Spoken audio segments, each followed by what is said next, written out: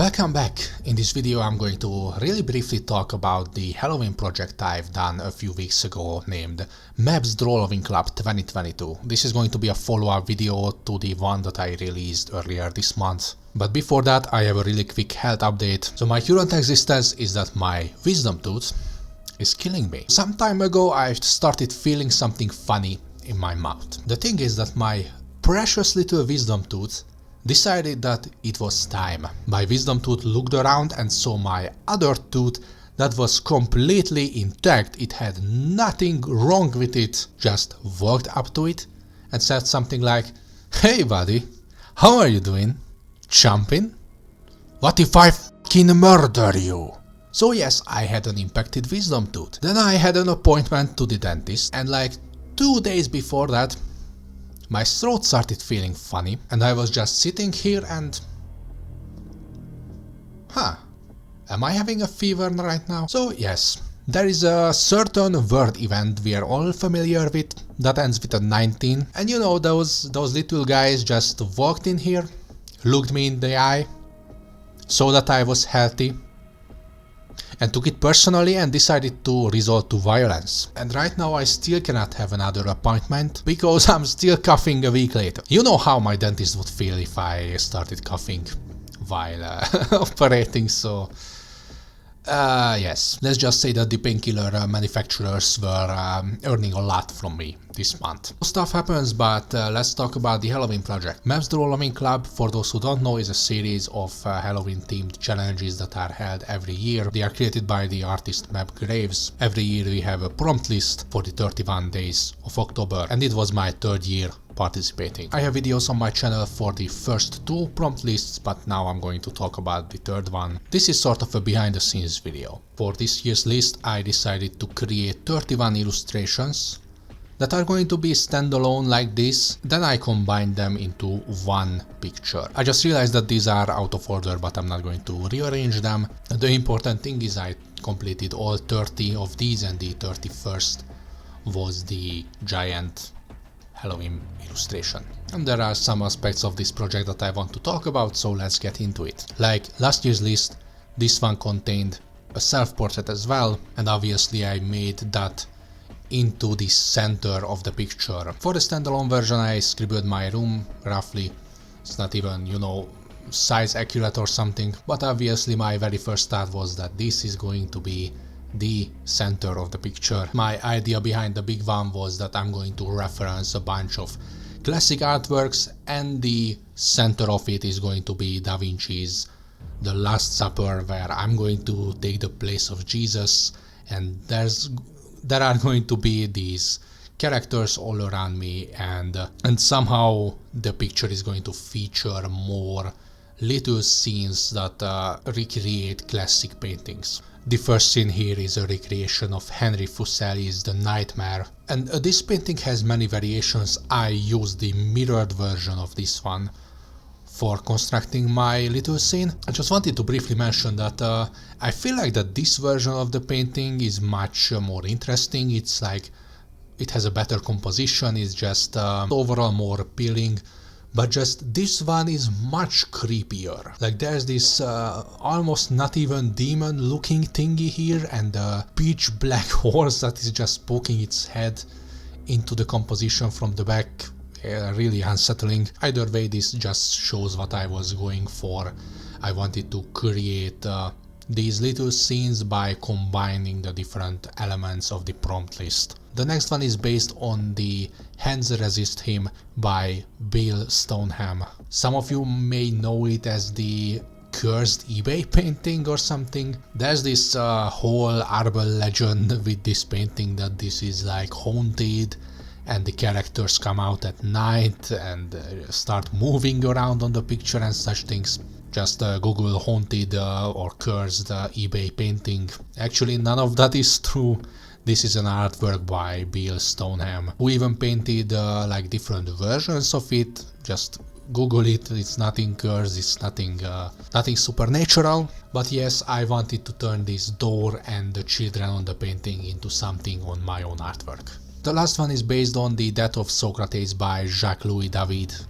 I went a little off with the scale, like this part should be much smaller and these characters should be closer to each other. It still turned out okay, so I wasn't really bothered by it. And obviously there's the Last Supper by Leonardo da Vinci. Everybody knows that painting. It's like one of the most famous paintings of all time. And there are a bunch of characters that don't follow any specific painting. They are just made into something that would make sense on this big picture. Fun little thing before I forget to mention that. Other than that being my drawing tablet and my keyboards, here is my phone. Nokia 3310 2017, if I said that correctly. And also I have that green mug. I don't have that green mug anymore because all the mugs except these red ones from that pack ended up getting moldy. So they might have been cheap plastic, and accidentally I accidentally made a memorial on this painting for the green mug, so that's a really crucial information for you there. There are a few aspects of this project that I wanted to talk about, and the first one is the fan arts that I wouldn't have done other way. For the most part I make Harry Potter fan arts and sometimes like other fan arts of other franchises, and there are a few that I really wouldn't have made if it wasn't part of a prompt list. So for example, for the prompt Glampire I made this picture of Edward Cullen. I don't think I would have ever made a Twilight fan art. I'm not a fan of those. I've seen the movies once, like 10 years ago, but this was like an opportunity to create pictures that I wouldn't have done other way, so it was a nice addition for my part. Another one, the Among Us picture of the red impostor. I don't think I would have ever made like a meme painting of the game or something. I've actually never played it, but this character was just begging to be on my giant project.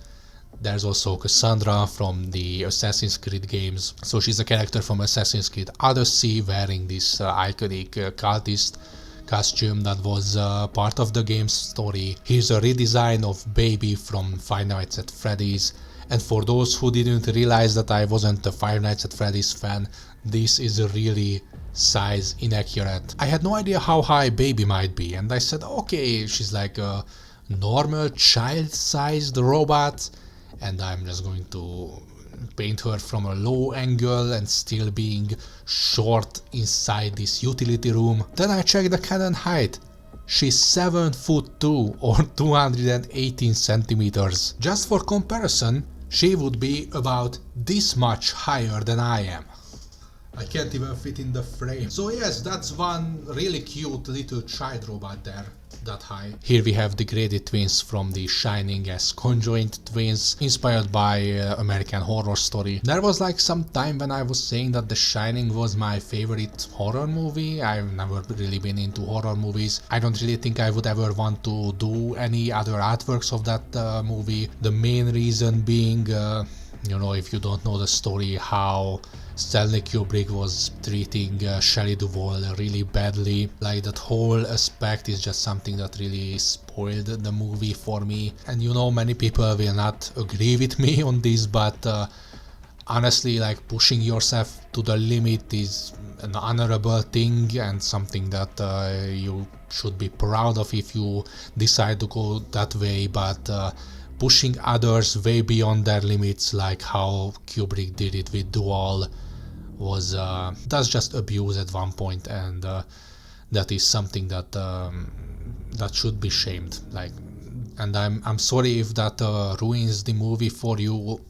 Believe me, it did it for me, and it just leaves a bitter taste in your mouth. The last one is this ghost from Scooby-Doo. There's that classic episode called A Night of Fright is No Delight, which was featured in the series Supernatural, where they did a crossover episode with Scooby-Doo. That's like the only episode past season 1 that I've ever seen. I don't know, I somehow like had this idea of this sheet ghost in my head for years now. I just wanted to do something with this idea, and here it is. Here's the classic ghost from Scooby-Doo. a little bit redesigned. I really like this series as a kid, and sometimes I still watch one or two of those movies, but we all know that is just a goofy little franchise that is nothing insanely monumental, just some good old fun. And there are a few other fan arty things like this amphibian man that was inspired by the creature from the Black Lagoon and by the Shape of Water. Like this is some sort of a combination of the two designs. I don't really want to go into those.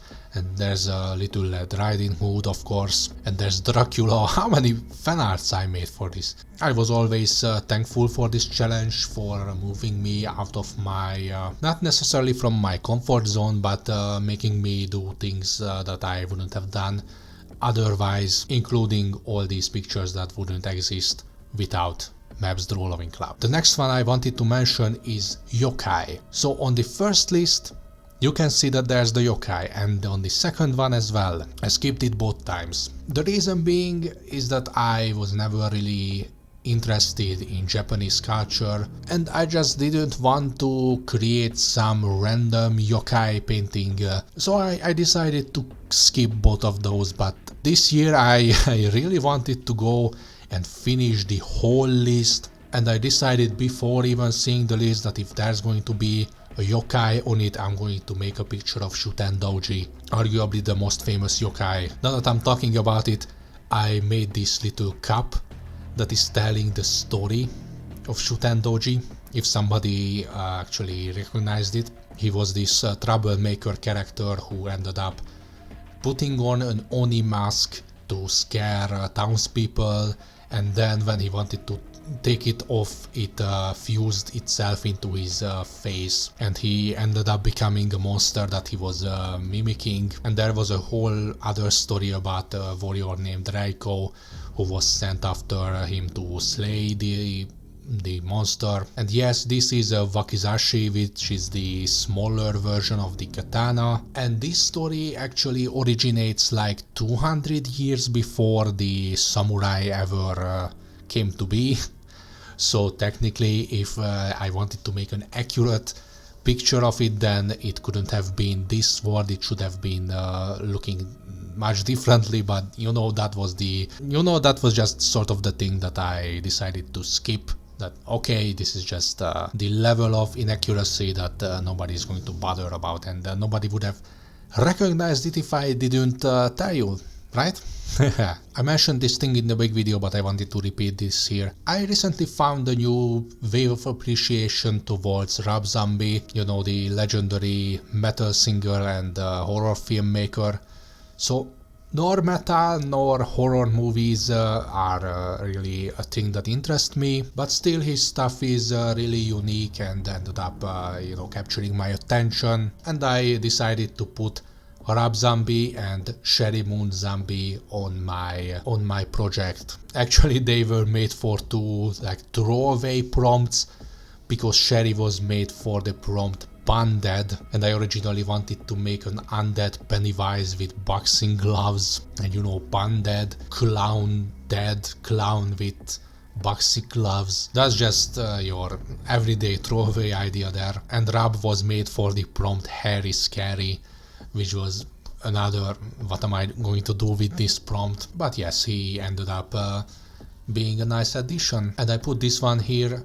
It's a throne made out of bones that was more like a parody of Game of Thrones, that instead of the Iron Throne from the series that was made out of swords, this was going to be a throne made out of bones. And obviously this is the throne I'm sitting on in the final picture. But for those who are familiar with the House of a Thousand Corpses by Rob Zombie, there's a lot of imagery in that movie that was inspired by the same chapel. Wait, this thing here. So it was inspired by this building from the Czech Republic that had this giant bone chandelier that kind of appeared in House of a Thousand Corpses. So this throne could almost be another Rob Zombie reference on the picture. Another thing I wanted to mention is this character. I didn't even give him a name, if I remember correctly. but it's like the closest thing I've ever created to an OC. So this one is a picture from 2020 and it was made for the prompt Pumpkin, and then this year I created another picture of this character for the prompt Rest and Recap. My idea behind the character was that this was a person who was murdered on Halloween Eve, and every time he comes back to life by possessing a pumpkin in order to get revenge on the people who killed him, or like some sort of a superhero who decides to punish people for various crimes at Halloween Eve. So I don't know if you have a name for this character, anything other than Jack or something similar, then I don't know. Write them down in the comments. In the end, as kind of a conclusion, I wanted to talk about a really few pictures from this list. Namely, I wanted to pick out the 5 worst and the 5 best from this series. I feel that it's like a way of going through all of these and just finding what are the things that don't work really much and what are the things that turned out better than we expected. Let's start with the first one. A lot of legs. I was kind of thinking about making a centipede character or something, or like a centipede combined with a spider and with a scorpion, and I ended up with this really menacing looking 10-legged, 12-legged spider with these scorpion stingers. It was kind of a low effort picture, like it's going to turn out how it's going to turn out, and it's just uninteresting in my opinion. That's why I don't really like this one that much. The next one I don't really like is the candle, what was it, Candlelight Fright. This one was inspired by the classic like child's or family movie named The Haunted Mansion, you know, the one with Eddie Murphy. And what I was aiming for is that there's this woman character with the candle holder from the Victorian era, and she encounters a person from the 21st century who's a ghost hunter, and you realize that actually she is the ghost in this story. I should have made this way differently to make this story work. You know, I gave a little EMF reader to the hand of the ghost hunter, but I ended up blurring it. I realized that it's like so unimportant and nobody's going to even notice it. I ended up blurring it even more than I originally wanted. And the environment is a little blank. I should have either created some completely different environment, or leave out the ghost hunter story at all, or like put a whole crew here with, you know, like lamps and like multiple cameras, like if they were arriving to this location only to be discovered by a ghost first. Overall, this one was just a little disappointing for me. The next one I really briefly mentioned is the lagoon creature feature. What I don't like about this one is really the execution and the way this character ended up looking. I'm not sure, it's like a little plastic looking, a little uninteresting. I cannot really put my finger on what is really wrong with this character. Pretty much everything, like the pose is a little stiff, the environment is like meh, the expression was lost somewhere halfway through. My idea was that this is a real amphibian man who ended up helping with the filming of the creature from the Black Lagoon, and that's why he couldn't be on the movie, and he's like just a little grumpy as crawling out from the swamp with the film canister. All of it was just lost, and I didn't want to start it over from scratch, so it ended up just a weaker part of the picture, but it works. The another one, the bones, this was just not that well executed in my opinion. This one is a little uninteresting.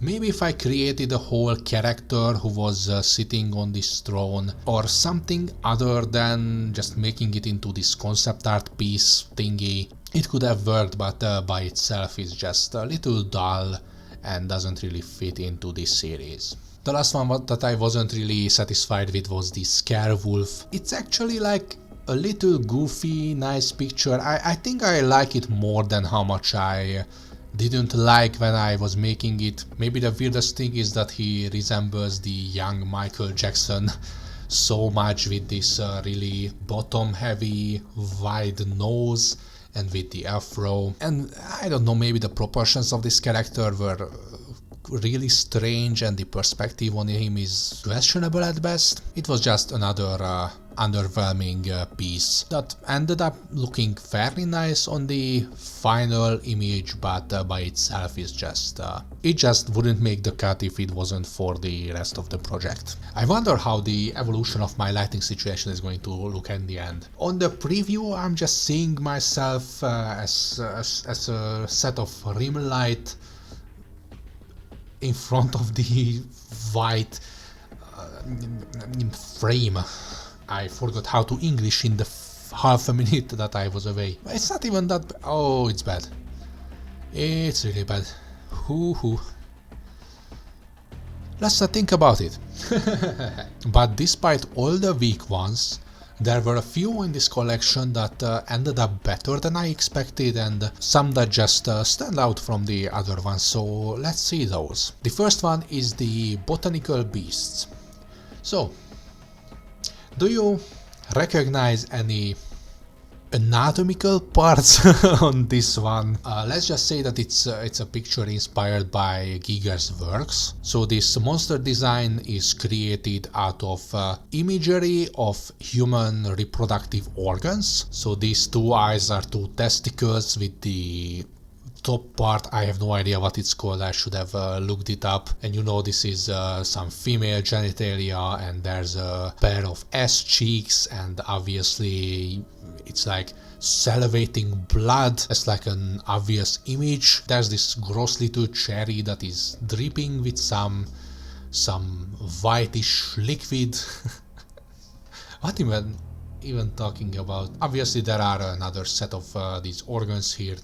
I just realized that this arm is really thick. Oh, and yes, this is based on Michelangelo's David, like a carnivorous plant that is mimicking a human being in order to lure someone in who would want to pick this giant cherry fruit from the middle, and then it's going to eat it. Like, you could say that it's like a metaphor of sexual predators, or a metaphor for gender dysmorphia. I really wasn't intending any of those, though I understand that it could be seen that way. What I really had in mind is just I wanted to create this Geigerian monster made out of human anatomy parts. And I think it ended up looking great, and it's a nice addition for the final picture. It kinda steals the show, I would even say, but it's not that giant, and it's located in the side, so it's not that distracting. And I'm pretty sure that most people who are going to see this are not even really going to notice what's going on with this character, but it might actually be the one that technically turned out the best. And I'm really proud of this one. I went into some really strange town with this character. Also, when I was a teen, I wasn't really drawing much genitalia, so there you go, I just catched up. The next surprise was the bat. So this actually started as something similar to the lot of legs pictures, that I'm just going to scribble something and it's going to look fine, and then it's going to just be put on the picture, and nobody's going to be talking about them. I accidentally ended up making the bat into a cuter version that just looks really nice, and just saved this whole picture and turned it into something a little more spectacular and a little better thing that I originally expected. And actually, fun fact, my favorite animals are bats, but not the fruit bats. I feel like that their heads don't look that nice as the regular like insect eating bats or the vampire bats. I was aiming for some sort of a combination of those, but it's still closer to the flying foxes or fruit bats or however you call them. But overall it just ended up being a really nice and cute little picture with this bat. The next one, the 13, has a whole little story behind it. Originally I wanted to make something with a calendar page, like a calendar page that has 13 on it and it's like torn and bloody or something, but then I was listening to a podcast on YouTube called why didn't I remember? So I was listening to the Shit Show podcast on YouTube, and it's a podcast about disastrous productions, and they had an episode about the movie called Poltergeist. And I already knew the story for years that the actress who played the main character in that movie, Heather O'Rourke, has been suffering with her health for years before dying in February 1988. And she was only 12 years old, and she could have ended up being forgotten like many other child actors and actresses, but you know, she had a potential, but it was cut short. So I painted a picture of her celebrating her 13th birthday on the 27th of December, if I remember correctly, in 1988. And actually, when I uploaded this picture to Instagram, there was a person who follows me and has been commenting on some of my pictures, who said that she remembers back in the 80s when she died, when you know, she's an older lady from the United States, and told me that she remembers this story when she heard that this actress died almost 10 years before I was even born. And I was like feeling that this picture might be a little bit morbid for some people, like some people would find it tasteless that I created her and give her the angel wings and kind of brought back her to life to be featured on this picture. But the main reason why I beg to differ is that there are all these people who would be forgotten and will be forgotten one day, and just people remembering them this many years later and honoring them with adding them into a giant Halloween picture as a character in the background. Not even really in the background, because she's almost at the middle. Believe me when I say that I only had the best intentions, and I just wanted to create this little memoriam for this child actress who tragically died. I actually had a plan to put this picture here, like at the middle of the whole thing, but then I kind of messed it up because the perspective is really different on this character and on this TV.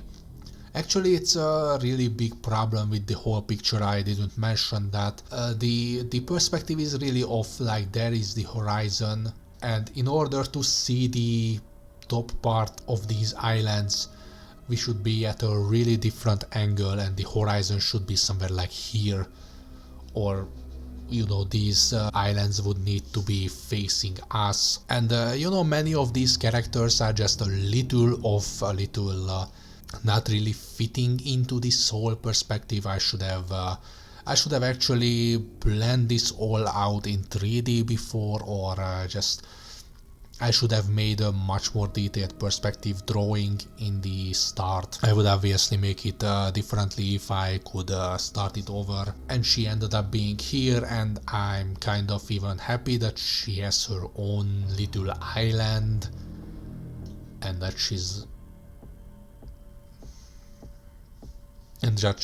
not crammed between so many other characters, but she kind of has her own place with a bunch of space around her, and most people who are going to watch this picture are going to stop and look at this character, you know, unlike, for example, unlike Cassandra, who is at the back there, and many people won't even recognize her. So maybe it was a fortunate accident that she ended up being at a different place on the picture, and either way, I'm happy that I made this one and added Heather O'Rourke to the collection. I wanted to talk about these two. They happen to be next to each other. I have a little conflicting feelings about these. Somehow these two ended up like technically two of the best. Somehow just the character design on this one and the whole atmosphere and somehow the execution on the other one ended up working better than I expected. Whole effect with the gravestone really adds to this picture. Actually, it's a Camp Laszlo reference, that Laszlo Camper is the one on this gravestone. Talking about morbid stuff there.